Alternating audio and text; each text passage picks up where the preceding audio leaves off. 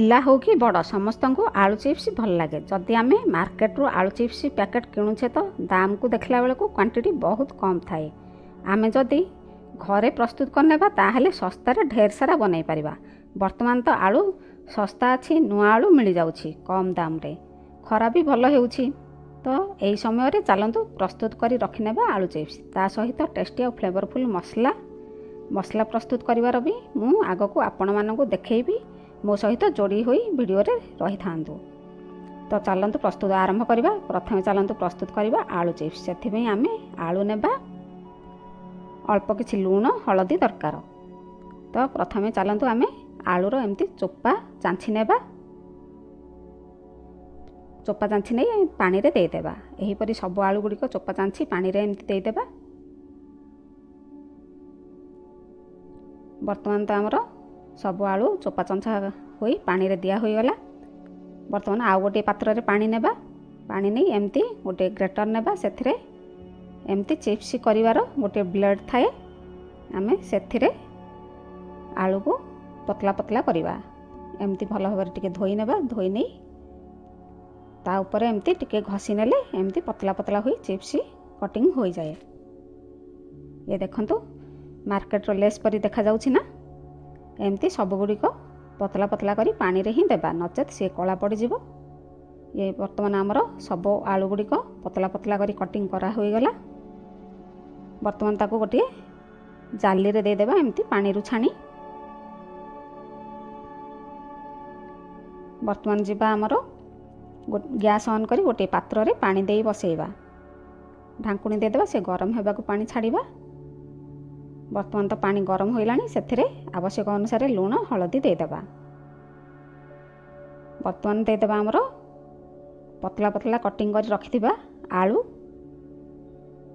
आलू दे सारिबा परे सेथिरे ढांकुणी देदेबा। से गोटे फुटुणा किंबा 2 फुटुणा फुटिबा को छाड़ीबा। ये देखंतु से एकदम भल भाव रे फुटी गलानी। एमती गैस बंद कर देबा। वर्तमान ताकू पानी निगाड़ी नेबा। पानी निगाड़ी नेबा परे एमती जाली रे दे देबा। से आउ एक्स्ट्रा पानी थिबो जदी बाहरी जीवो।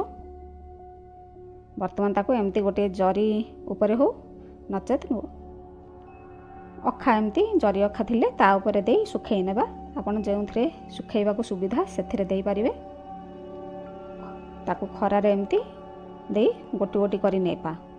गोटी गोटी न करी नेले सी जल्दी सुखीजिव। ये देखंतु गोटे दिन सुखिबा परे मु आपनको देखौछि। ये तो अधा सुखीगलानी, प्राय 80% सुखीगलानी। एमती मझिरे आ टिके टिके तार कंचा अंश अछि। ये देखंतु मु द्वितीय दिन सुखैबा परे देखौछि। ये एकदम झणझणिया होई जाइछि। ये 2 दिन रे भल भाबरे सुखी जाए। ताको एकाठी करी नै गोटे एयर टाइट डब्बा रे एमती भर्ती करी रखि नेबा। एमती एयर टाइट डब्बा रे भर्ती करी रखिनेले आपण वर्ष सारा याकू व्यवहार करि परिबे। आपण को जत्ते बेले आलू चिप्स खाइबा को इच्छा हबो, एथुरु बाहर करनी तेल रे छाणी हमर मसला संगे संगे प्रिपेयर करी खाई परिबे।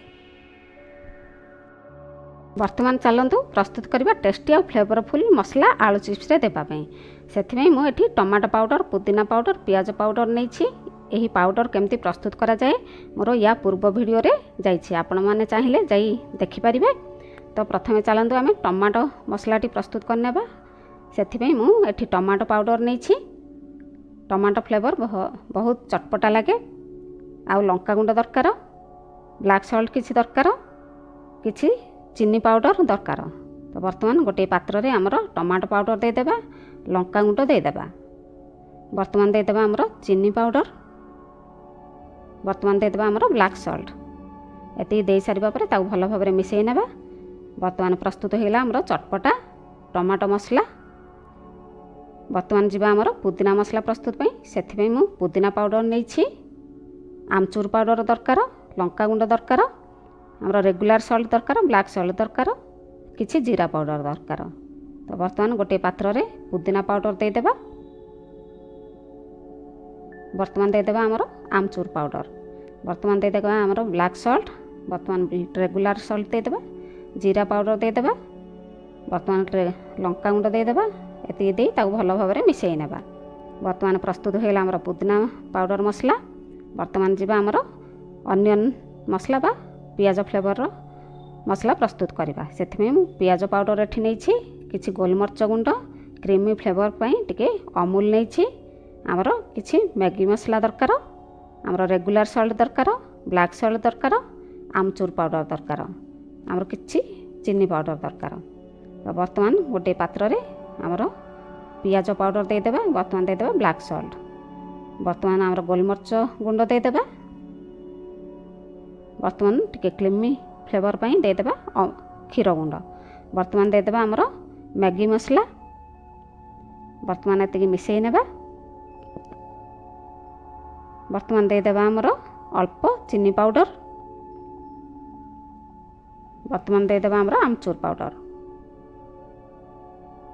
ବର୍ତ୍ତମାନ ତାକୁ ବି ଭଲ ଭାବରେ ମିଶାଇ ନେବା। ବର୍ତ୍ତମାନ ଇଏ ବି ପ୍ରସ୍ତୁତ ହୋଇଗଲା। ଆମର 3ଟି ଫ୍ଲେଭରର 3ଟି ପାଉଡ଼ର ମସଲା ପ୍ରସ୍ତୁତ ହୋଇଗଲା। ବର୍ତ୍ତମାନ ଯିବା ଆମର ତେଲ କଡ଼େଇ ବସାଇ ନେବା ଆଳୁ ଚିପ୍ସ ଛାଣିବା ପାଇଁ। ସେ ତେଲ ଗରମ ହେବାକୁ ଛାଡ଼ିବା। ବର୍ତ୍ତମାନ ଆମର ତ ଡବାରେ ପ୍ୟାକ୍ କରି ରଖିଥିବା ଆଳୁ ଚିପ୍ସ ଯେତେବେଳେ ଇଚ୍ଛା ଏମିତି ବାହାର କରିନେବା। ବାହାର କରିନେଇ ତାକୁ ତେଲ ଗରମ କରି ସେଥିରେ ଦେଇଦେବା। ସେ ଏମିତି ହ୍ୱାଇଟ୍ ହ୍ୱାଇଟ୍ ଥିବ ହିଁ ତାକୁ ଛାଣି ବାହାର କରିନେବା। ବହୁତ ବ୍ରାଉନ୍ କଲର୍ କରି ଭାଜିବାନି। ସେ ନୂଆ ଆଳୁରେ ପ୍ରସ୍ତୁତ କଲେ ଆମର ଏମିତି ହ୍ୱାଇଟ୍ ହ୍ୱାଇଟ୍ ହୋଇ ଆଳୁ ଚିପ୍ସ ପ୍ରସ୍ତୁତ ହୁଏ।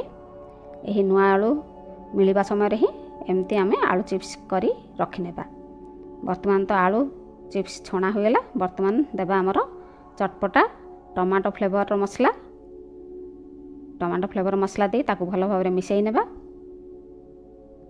ବର୍ତ୍ତମାନ ଇଏ ପ୍ରସ୍ତୁତ ହୋଇଗଲା ଆମର ଚଟପଟା ଟମାଟୋ ଫ୍ଲେଭରର ଚିପ୍ସ। ଇଏ ଦେଖନ୍ତୁ ଏକଦମ ମାର୍କେଟ ଭଳି ଦେଖାଯାଉଛି ନା। ଏମିତି ପ୍ରସ୍ତୁତ କରି ଖାଇବେ। କମେଣ୍ଟ ମାଧ୍ୟମରେ ନିଶ୍ଚୟ ଜଣାଇବେ କେମିତି ଲାଗିଲା ବୋଲି। ବର୍ତ୍ତମାନ ଯିବା ଆମର ପୁଦିନା ଫ୍ଲେଭର ବି ପ୍ରସ୍ତୁତ କରିନେବା। ବର୍ତ୍ତମାନ ଆମର ଦେଇଦେବା ପୁଦିନା ଫ୍ଲେଭର ମସଲା ପ୍ରସ୍ତୁତ କରି ରଖିଥିବା ତାକୁ ଦେଇଦେବା। ତାକୁ ଦେଇ ତାକୁ ଏମିତି ଭଲ ଭାବରେ ମିଶାଇ ନେବା। ଆପଣ ଆଳୁ ଚିପ୍ସ ଛାଣିବା ସାଙ୍ଗେ ସାଙ୍ଗେ ହିଁ ମସଲା ଗୁଡ଼ିକ ମିଶାଇଲେ ସେ ଭଲ ଭାବରେ ସେଥିରେ ଲାଗେ। ଇଏ ବର୍ତ୍ତମାନ ଦେଖନ୍ତୁ ପୁଦିନା ଫ୍ଲେଭର ପ୍ରସ୍ତୁତ ହୋଇଗଲା। ବର୍ତ୍ତମାନ ଯିବା ଆମର ଅନିଅନ୍ ଫ୍ଲେଭର ମସଲା ଦେଇ ପ୍ରସ୍ତୁତ କରିବା। ଇଏ ଆମର ଦେଖନ୍ତୁ ପ୍ରସ୍ତୁତ ହୋଇଗଲା ବର୍ତ୍ତମାନ ଅନିଅନ୍ ଫ୍ଲେଭରର। ତାକୁ ବି ଏମିତି ଟିକେ ଭଲ ଭାବରେ ମିଶାଇ ନେବା। ବର୍ତ୍ତମାନ ଏମିତି ପ୍ରସ୍ତୁତ କରି ଖାଇବେ ନା ମାର୍କେଟରୁ କିଣି ଖାଇବା ପୁରା ଭୁଲିଯିବେ। ଏହିପରି ପ୍ରସ୍ତୁତ କରନ୍ତୁ, ଖାଆନ୍ତୁ। କେମିତି ଲାଗିଲା କମେଣ୍ଟ ମାଧ୍ୟମରେ ଜଣାନ୍ତୁ। ଲାଇକ୍ କରନ୍ତୁ, ସେୟାର କରନ୍ତୁ। ସବସ୍କ୍ରାଇବ୍ ଯଦି କରିନାହାନ୍ତି ମୋ ଚ୍ୟାନେଲ୍ ତାହେଲେ ସବସ୍କ୍ରାଇବ୍ କରିନିଅନ୍ତୁ। ଧନ୍ୟବାଦ।